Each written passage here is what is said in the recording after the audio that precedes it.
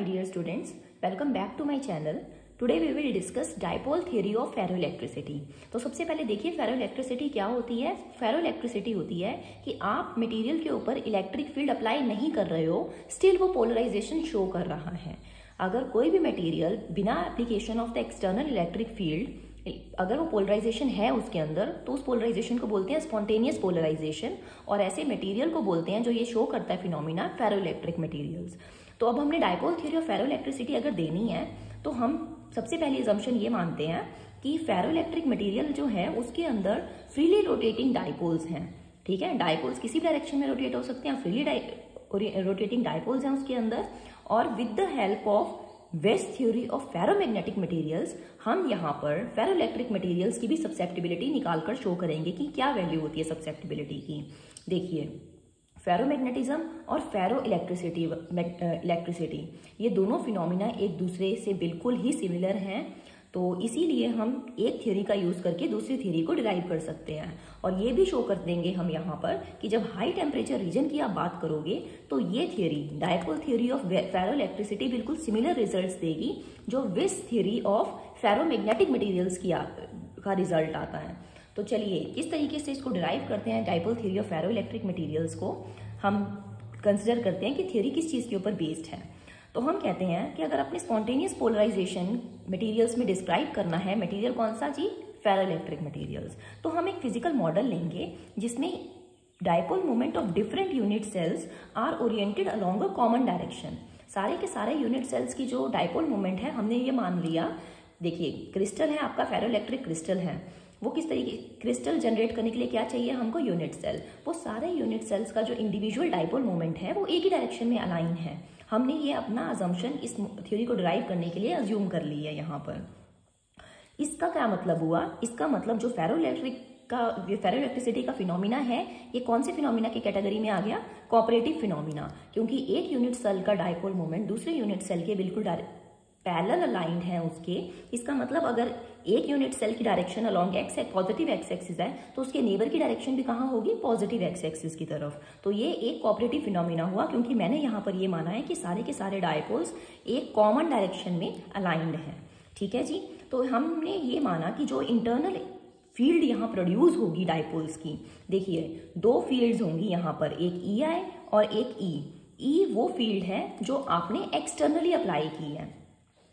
जो ferromagnetic materials के ऊपर जो एक्सटर्नली इलेक्ट्रिक फील्ड अप्लाई कर रहे हो दैट इज योर E, और एक होगी डाइपोल्स की अपनी इलेक्ट्रिक फील्ड। देखो, डाइपोल के अंदर पॉजिटिव और नेगेटिव चार्ज होता है separated by a certain distance. वो जो पॉजिटिव और नेगेटिव चार्ज की सेपरेशन होती है उसकी वजह से भी डाइपोल्स के अंदर एक इलेक्ट्रिक फील्ड है जिसको बोलते हैं इंटरनल इलेक्ट्रिक फील्ड। तो ये इंटरनल इलेक्ट्रिक फील्ड आपकी अप्लाइड इलेक्ट्रिक फील्ड के साथ इस फॉर्मूला से रिलेटेड है। ऐसा ही सिमिलर फॉर्मूला हमको फेरोमैग्नेटिक मटेरियल्स में भी देखने को मिलता है जो हमें वेस्ट ने बताया था अपनी वेस्ट थ्योरी ऑफ फेरोमैग्नेटिज्म में। तो अब हम यहाँ पर इस एक्सप्रेशन का इस्तेमाल करेंगे कि टोटल इंटरनल फील्ड जो है किसी भी डाइपोल के अंदर वो इस तरीके से रिलेटेड है अप्लाइड फील्ड के साथ और पोलराइजेशन के साथ, और गामा यहाँ पर क्या है, एक इंटरनल फील्ड कांस्टेंट। अब इक्वेशन 1 जैसे ही हमने देखी, इक्वेशन 1 देखकर हमें पता लगा कि ये तो भाई जो सारा डाइपोल मोमेंट्स का फिनोमिना हो रहा है यहाँ पर वो एक कॉपरेशन है बिटवीन द डाइपोल्स, बिकॉज अगर P की वैल्यू ज्यादा होगी तो EI की वैल्यू भी ज्यादा होगी। EI क्या है, इंटरनल इलेक्ट्रिक फील्ड, डाइपोल्स की अपनी इलेक्ट्रिक फील्ड है जो, तो इसका मतलब अगर आपके पास P ज्यादा है तो EI भी ज्यादा होगा। इसका मतलब stronger is the tendency of the dipole under consideration to align itself in the direction of the polarization of its surroundings. ठीक है जी, अगर P की वैल्यू ज्यादा है तो EI की वैल्यू भी ज्यादा होगी, डायरेक्टली रिलेटेड है दोनों एक दूसरे से।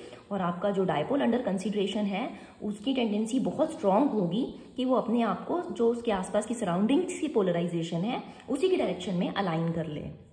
ठीक है, अब यहाँ पर जैसे मैं पहले बोल रही थी हाई टेम्परेचर रीजन के लिए मैं यहाँ प्रूव करके दिखाऊंगी कि जो फेरोइलेक्ट्रिक थ्योरी है ये सिमिलर रिजल्ट देती है आपको जो वेस्ट थ्योरी ऑफ फेरोमैग्नेटिज्म के रिजल्ट्स आते हैं। तो हम लेते हैं for the high temperature region an internal field given by equation 1। Equation 1 क्या है, ये इस तरीके की इंटरनल फील्ड है जो इट लीड्स टू क्यूरी-वेस लॉ। कैसे करेंगे, अब हम इसको प्रूव करके दिखाते हैं।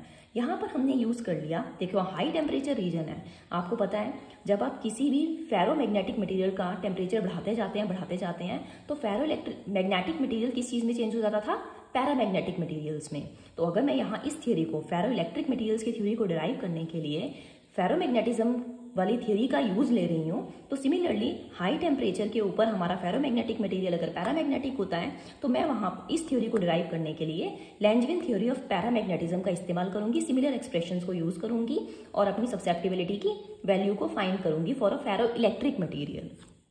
तो मैंने Langevin theory of paramagnetism use की, जिसने मुझे बताया कि पोलराइजेशन की value N mu cos theta, average value of cos theta होती है।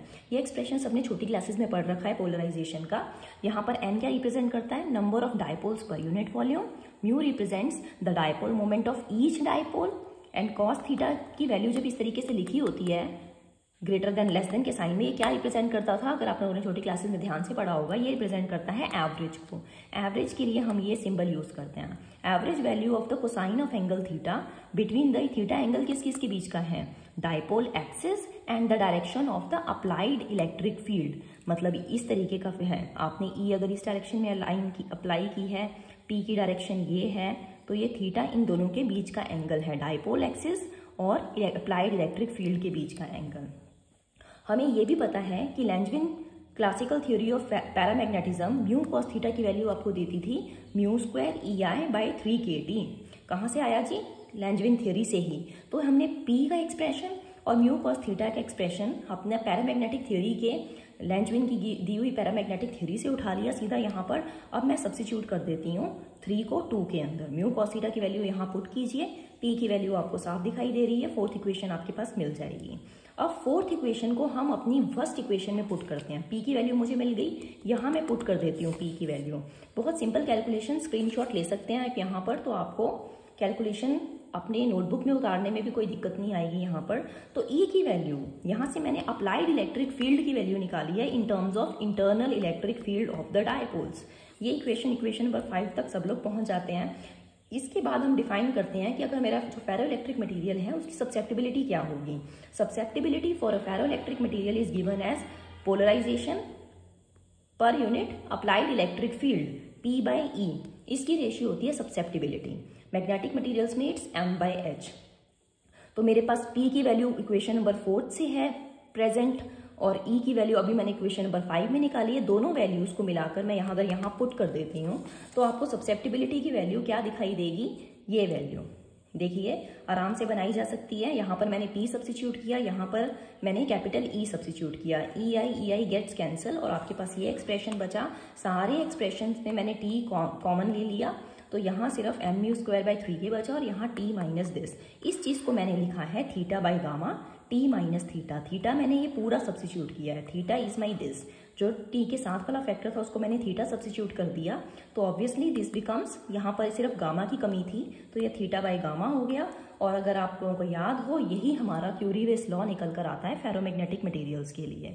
तो हाई टेम्परेचर रीजन में हमारी फेरोइलेक्ट्रिक थ्योरी ने जो सब्सेप्टिबिलिटी की वैल्यू दी वो सिमिलर वैल्यू निकल कर आई जो एक फेरोमैग्नेटिक मटेरियल के लिए वैल्यू होती है।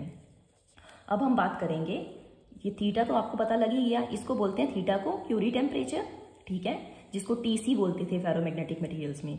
तो थीटा यहाँ क्या करस्पॉन्ड कर रहा है, TC of the ferromagnetic materials. और θ/γ क्या होगा जी, क्यूरी कांस्टेंट, क्योंकि सब्सेप्टिबिलिटी का एक्सप्रेशन जो बेसिकली आपने छोटी क्लासेस में पढ़ा है ये है। तो सी क्या होता था, क्यूरी कांस्टेंट, जो इस टाइम पे θ/γ है, और टीसी होता था क्रिटिकल टेम्परेचर या क्यूरी टेम्परेचर, जिसकी वैल्यू यहाँ पर थीटा ली गई है। ये हाई टेम्परेचर रीजन का तो समझ में आ गया, और जैसा कि हमने स्टार्टिंग में बोला था हमने सिमिलर एक्सप्रेशन डिराइव कर दिए। अब लो टेम्परेचर रीजन में क्या हो रहा है वो भी चेक कर लेते हैं। For the low temperature region हम again Langevin theory of paramagnetism का यूज करेंगे। उस टाइम पे हमें पता है पोलराइजेशन तो हमेशा n म्यू कॉस थीटा के थ्रू दी जाती है, लेकिन यहाँ पर लो टेम्परेचर रीजन में ये जो आपका म्यू कॉस थीटा है लैंजविन फंक्शन बन जाता था। Langevin function which is dependent on what variables, mu EI/kT। तो मैंने यहाँ यूज कर लिया। अब मुझे पता है मेरा जो इंटरनल फील्ड है वो किस चीज के इक्वल थी, applied field plus gamma times polarization P। Use कर लिया यहाँ पर सिंपल कैलकुलेशन। तो Lx क्या है, लैंजविन फंक्शन, जैसे कि मैंने आपको पहले बताया। अब फॉर स्पॉन्टेनियस पोलराइजेशन जैसे हमने स्टार्टिंग में डिस्कस किया था, फेरोइलेक्ट्रिक मटेरियल्स में अगर स्पॉन्टेनियस पोलराइजेशन है तो आप अप्लाइड फील्ड चाहे 0 कर दो, आप अप्लाइड फील्ड ना रखो, तभी भी पोलराइजेशन की वैल्यू आ रही है। देखिए इस एक्सप्रेशन से हमें पता लग रहा है। अब मैंने E यहाँ 0 भी सब्स्टिट्यूट किया, स्टिल E 0 होने के बाद भी आपके पास तो पोलराइजेशन की वैल्यू रह रही है। इसी को बोलते हैं spontaneous polarization, which is the characteristic property of a ferroelectric material. बाकी किसी मटेरियल में ये वैल्यू नहीं आएगी, लेकिन सिर्फ फेरोइलेक्ट्रिक मटेरियल में आपके पास 0 अप्लाइड इलेक्ट्रिक फील्ड 0 होने पर भी कुछ पोलराइजेशन की वैल्यू आ रही है, जिसको बोलते हैं स्पॉन्टेनियस पोलराइजेशन। अब पी सैचुरेशन क्या होती है? सैचुरेशन पोलराइजेशन वो वैल्यू होती है पोलराइजेशन की जिसमें सारे के सारे डायपोल्स कंप्लीटली अलाइन हो गए होते हैं एक ही डायरेक्शन में, इलेक्ट्रिक फील्ड की डायरेक्शन में। उस टाइम पे थीटा क्या हो गया? Theta is your 0 for this case and cos 0 degree is what 1। तो उस टाइम पे आपकी जो पी एन की वैल्यू होगी वो सिर्फ एन म्यू हो जाएगी, क्योंकि cos थीटा तो आपका चला जाएगा यहाँ से, वो हो जाएगा 1। तो उसकी वैल्यू होती है पी सैचुरेशन बोलते हैं उसको, विच इज एन म्यू। तो यहाँ पर मैं इस चीज का इस्तेमाल करूंगी। एन म्यू की जगह मैं लिख सकती हूँ पी सैचुरेशन। तो पी बाई पी सैचुरेशन की वैल्यू आ गई निकल के दिस, और इसको मैं सिंपल टर्म्स में लिखूं तो मैं इसको Lx लिख सकती हूँ, which is the Langevin function. This is my last equation for the dipole theory of electricity. इस इक्वेशन की हेल्प से मैं एक प्लॉट ड्रॉ करती हूँ between P by P saturation and x. तो आपको पता है लैंजविन फंक्शन का, अगर मैं सिर्फ लैंजविन फंक्शन को ड्रॉ करती तो लैंजविन फंक्शन इस तरीके, उसकी कैरेक्टरिस्टिक ऐसी होती है, पहले increasing and then it becomes a constant. यही चीज़ आपने पैरामैग्नेटिज्म में ऑलरेडी देख रखी है, इसको हम ज़्यादा डिस्कस नहीं करेंगे, हमें तो इन चीज़ों से मतलब था। तो अब देखिए ये जो इक्वेशन निकल कर आ रही है ये हो गया आपका वाई एक्सिस पे जो ड्रॉ कर रहे हैं, this is the y variable, और एक्स एक्सिस पे जो ड्रॉ होगा which is the Langevin function which is dependent on the x variable. तो ये y is equals to m x type एक स्ट्रेट लाइन की इक्वेशन निकल कर आई है। इसका मतलब जब भी मैं पी बाई पी सैचुरेशन को एक्स के साथ प्लॉट करूंगी तो स्ट्रेट लाइंस निकल कर आएंगी मेरे पास। तो अब देखिए जब थीटा लेस देन टी है, थीटा इक्वल टू टी है और थीटा ग्रेटर देन टी है। अब देखिए एम क्या रिप्रेजेंट करता है किसी भी स्ट्रेट लाइन में? Slope of the line. जैसे जैसे आप एक्स को बढ़ाते जाएंगे स्लोप क्या होता जाएगा? बड़ा होता जाएगा। तो जैसे जैसे आपने टी वर्सेस थीटा बढ़ाते गए टी को बढ़ाते जाएंगे आप, तो आपका एक्स जो है वो ऑटोमेटिकली बढ़ता चला जाए। जो एम एक्स में स्लोप की वैल्यू है ये स्लोप आपका इंक्रीज करता चला जाएगा, और ये कर्व्स जो हैं towards the left hand side shift करती जाएंगी जैसे जैसे आपका टेम्परेचर क्यूरी टेम्परेचर से बड़ा होता जाएगा। मटेरियल आपका सैचुरेशन स्पॉन्टेनियस पोलराइजेशन से चेंज होता होता कहाँ चला जाएगा? एक पैरा इलेक्ट्रिक मटेरियल में चेंज हो जाएगा। तो this was all about the dipole theory of ferroelectricity. अब इसके कंक्लूजन्स क्या ड्रॉ किए आपने? तो हमने बेसिकली जब अपनी पूरी थ्योरी ड्राइव की थी तो हमने मेन असम्पशन क्या ली है? EI is equals to E plus gamma P. इस एक्सप्रेशन से हमने स्टार्ट किया था, which was our equation number 1। इस चीज़ में हमने इस चीज़ का इस्तेमाल किया था कि हमारा मॉडल जो है वो फ्रीली रोटेटिंग डाइपोल्स का से कंपोज्ड है। तो 3 मेन कंक्लूजन्स यहाँ ड्रॉ किए गए कि हाई टेम्परेचर रीजन में क्यूरी वेस्ट लॉ ओबे होता है, और स्पॉन्टेनियस पोलराइजेशन देख सकते हो आप below the Curie temperature. Low temperature पर आपने देखा था ना स्पॉन्टेनियस पोलराइजेशन की वैल्यू आ रही है। और तीसरी चीज आपने क्वालिटेटिवली एक्सप्लेन किया behaviour of P by P saturation versus x curve for the ferroelectric region. तो thank you all for this topic today. तो अगर आप नेक्स्ट वीडियो में मेरे साथ बने रहेंगे तो मैं आपको ऑब्जेक्शंस अगेंस्ट डाइपोल थ्योरी बताऊंगी। तो अगर आपको वीडियो समझ में आई हो, बेनिफिशियल लगी हो, तो please give it a like and subscribe to my channel. Thank you so much.